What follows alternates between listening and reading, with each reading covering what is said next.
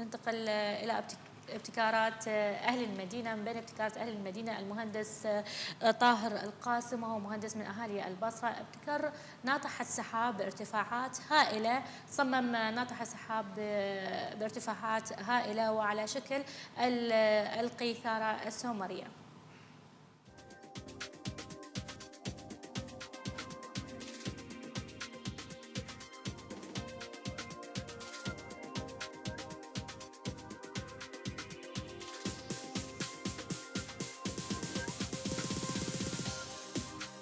أهلا ومرحبا بكم متابعي برنامج أهل المدينة. المهندس طاهر القاسم من أهل المدينة كشف عن إنجازه لتصميم مشروع عبارة عن ناطحات سحاب. هذا المشروع على شكل قيثارة.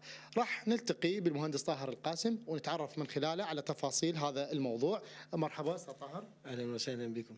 بداية قناة الشرقية وبرنامج أهل المدينة يبارك لك هذا الإبداع وهذا التصميم الفريد من نوعه. أنا أكون شاكر لكم لهذا البرنامج والقناة الشرقية، وشكرا جزيلا على متاعبكم وجيتوا هنا للبيت. عفوا، هذا واجبنا. أستاذ طاهر، بداية احكي لنا عن هذا التصميم وشنو يضم هذا التصميم. التصميم هو عبارة عن القيثارة السومرية. القيثارة السومرية اللي موجودة نسخة من عندها بالمتحف ببغداد ومتحف اللوفر أعتقد في لندن. القيثارة السومرية عمرها أكثر من 4-5 آلاف سنة. هذا دليل القيثارة السومرية أنه العراقيين أهل وادي الرافدين قبل 5000 سنة كانوا يعزفون الموسيقى، وهذا دليل على رقي وادي الرافدين. وكانوا طبعا هي أكو جزء اللي موجود هو بالمتحف رأس الثور اللي ملصق بالقيثارة، وهذا دليل أنه العراقيين قبل 5000 سنة نقبوا عن الذهب واستخرجوه من باطن الأرض وصاغوه وصنعوه بهذه الحلية الجميلة الموجودة. إذن من التاريخ استوحيت هذا التصميم الفريد. خلينا نحكي بالتصميم هو نفسه، يعني تفاصيل التصميم. هي الحقيقة قبل لا نحكي أقول لك فشي، يعني أنا ترحلت البلدان كثيرة بالعالم، ما لقيت بلد إلا ويفتخر بنصب يمثل أسطورة بعض الأحيان، أو يمثل قصة أو صورة لحيوان ما، أو لنصب يحكي فترة أو حقبة من الزمن من تاريخ هذا البلد. ففكرت أنه أنا أستعرض كافة الآثار الموجودة بالعراق، ولعله العراق من أكثر البلدان اللي يملك قطع أثرية يعني على مدى التاريخ 4-5 آلاف سنة.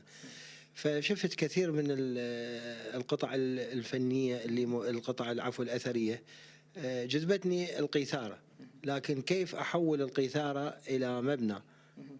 هذا شيء جدا صعب وصعب جدا. يعني تعاملت مع القيثارة بحذر حتى أسوي أنه المعادلاتنا الهندسية الإنشائية، والحمد لله بفضل الله سبحانه وتعالى وخلال 2 قدرت أكمل هذا المشروع إنشائيا ومعماريا.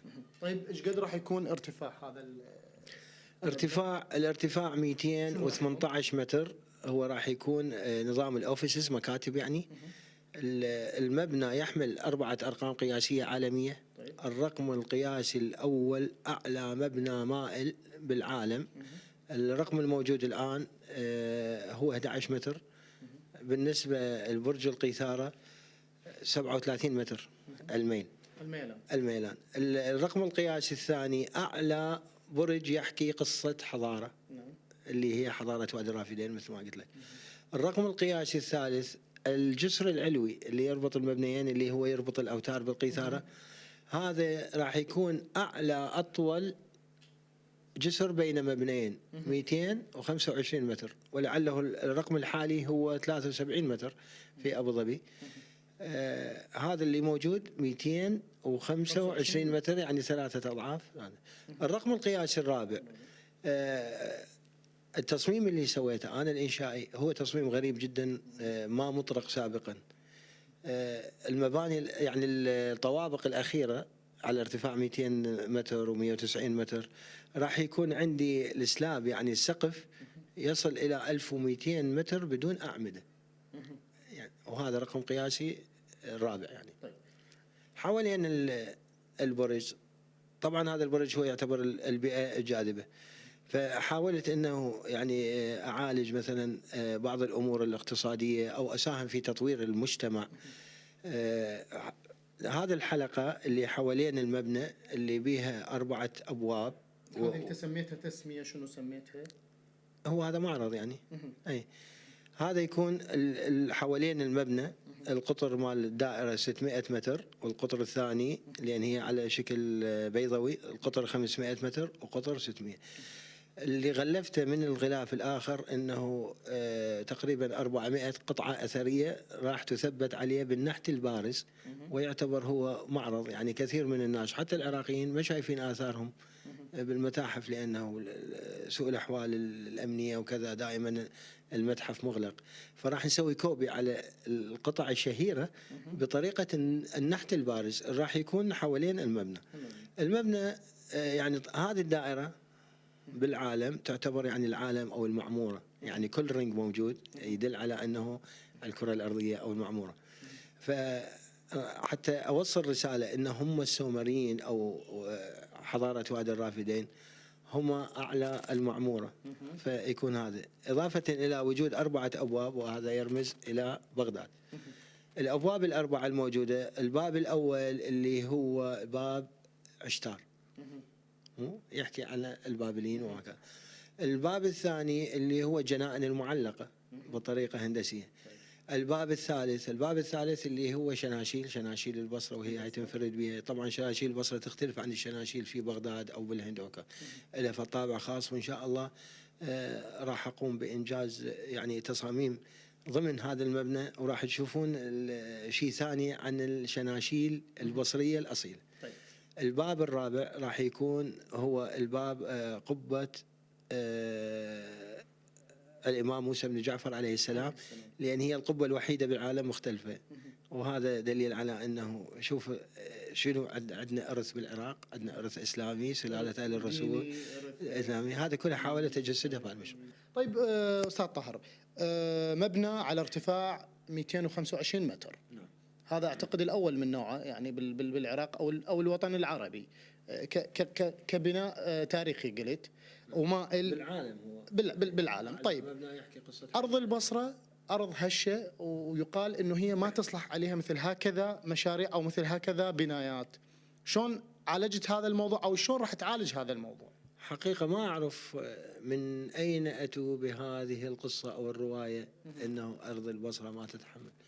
هذا تعبير خاطئ وتصريحات خاطئة لم تصمد أمام الهندسة والنظريات. والدليل على هذا أنا عندما زرت المكتب الاستشاري في جامعة البصرة قسم تحريات التربة، وعندي أحد الأصدقاء هناك، فاطلعت على المسح الجيولوجي الموجود أنه بعد 35 متر إذا ينزل عمق راح حصل على الصلابة اللي نحتاجها.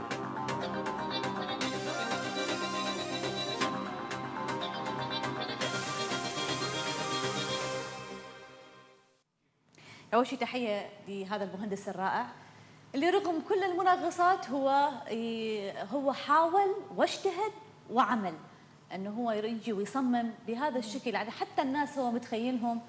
هذا الشيء بديع جدا، هذا الحلم رائع وإن شاء الله يتحقق. بس أنا يعني كل الأرقام القياسية من الممكن أنه واحد يسوي أعلى من عندها في يوم من الأيام، لا تدرون العالم يتطور، لكن مال أنه أعلى برج يحكي قصة حضارة هي بحد ذاتها هذا الحلم اللي لازم واحد يحققه، انه هو مفكر انه يختصر حضاره العراق، هذه الحضاره العريقه في هذا البناء الرائع او في هذه ناطحه السحاب الرائعه. هذا شيء يستحق بحد ذاته ان يكرم عليه، لانه احنا حضارتنا للاسف احنا ما حاسين بقيمتها، لكن احنا في الدول الاخرى الناس تحلم ان تجي تزور أو يلتقطون صورة بالقرب منها، وهو الرجل يريد يحاول أن يوثقها في هذه ناطحة السحاب. ضحكنا على شغلة يعني بالأخير هي انذكرت، أنه بعض الناس حاطين فد إشاعة، أنا أعرفهم هم من الناس أكيد يعني المسؤولين حتى يتهربون من هذه القضية، أنه أرض البصرة لا تصلح لتشييد مثل هكذا ناطحات أو هكذا بنايات عملاقة. خوش حجة، قاعد الإمارات يصلح عليها، قاعد يبنون أشياء حتى الغرب جاي يتفاجأ عليها. يعني دوركم بحجة ثانية يا عمي، قولوا احنا ما نقدر، او انه هسه اخذوا بايده خلاص، قولوا يابا احنا اكتشفنا انه احنا كنا غلطانين بهذه المقولة، فاخذوا بايده وهذه امانة. هسه هذه رسالة نوصلها الى مجلس محافظة البصرة الجديد المنتخب، اللي الناس انتخبته انه تاخذ بيد هذا المهندس ومن امثاله لبناء هكذا شيء يثلج القلب.